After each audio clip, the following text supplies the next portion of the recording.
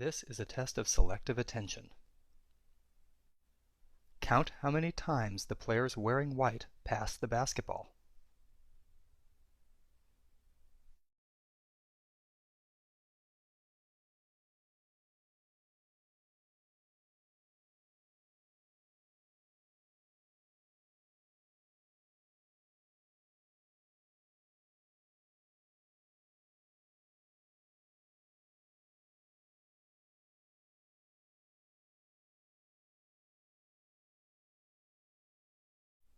How many passes did you count?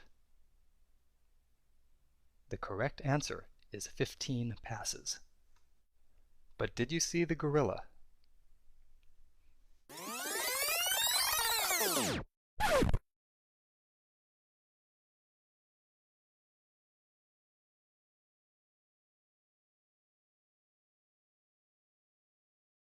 This video is from research by Daniel Simons and Christopher Chabris and is copyrighted. A lot of people do miss it's more than just a lot.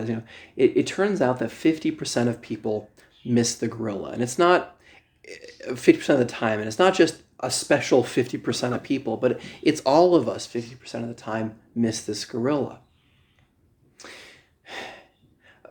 A lot of this is a hardware problem. See, when you kind of look at the the biology of the eyes, we have a lot of different. They're called foci that make up little cells that kind of make in the central part of our vision. We don't have proportionally speaking, we don't have so many of them. A couple thousand, but not so many of them are devoted for high resolution work visually. And so what ends up happening is, biologically speaking, like our eyes have to filter out what we're looking at. If we were actually taking in everything that we were looking at, we'd have to have our brains would have to be 4 times larger. It'd be like these sort of alien heads that you see in these bad B movies.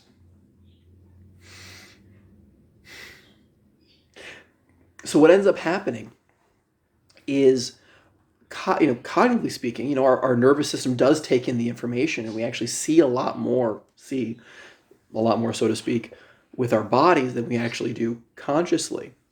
But our brains actually kind of filter out everything else so that we're aware of what we're wanting to look at. So, everybody more or less gets the answer correct. Everyone more or less answers 15 passes. But 50% of the time you miss the gorilla. You literally don't see it. And I just thought this was a great video to kind of bring out that point, that we see what our goal is. Not just, part of it, like I talked about earlier, what our personalities are like. We see more of chances to be open, or chances to be agreeable or disagreeable, what have you. But more than that, we see what our goal is. And it happens instantaneously. Say, for example, all you chairs out here, all you folks out here, if my goal was to leave to go get a coffee, immediately, without thinking, my entire body, my entire nervous system orients itself to looking at you like an obstacle, like I gotta get through you. But, if my goal is to sit here, I don't want to go get a coffee, and here I'm giving this lecture, I'm relating to you differently, and it's not even by choice, necessarily. It's this instantaneous, almost like remapping of what your experience is based on what you want to do. And that happens automatically. You don't get a chance to consciously choose that. And it's worth knowing, because you can kind of, the one way out of this sort of problem, this blindness that we all have, is for, really first appreciating it, that we're not seeing everything. And that's exactly why it's so important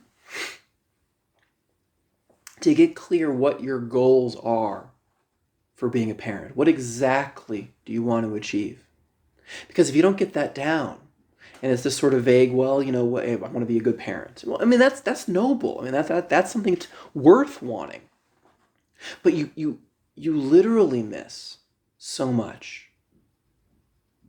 Your entire way of experiencing the world changes based on what your goals are. So it's worthwhile working on specifically what you're trying to do as a parent.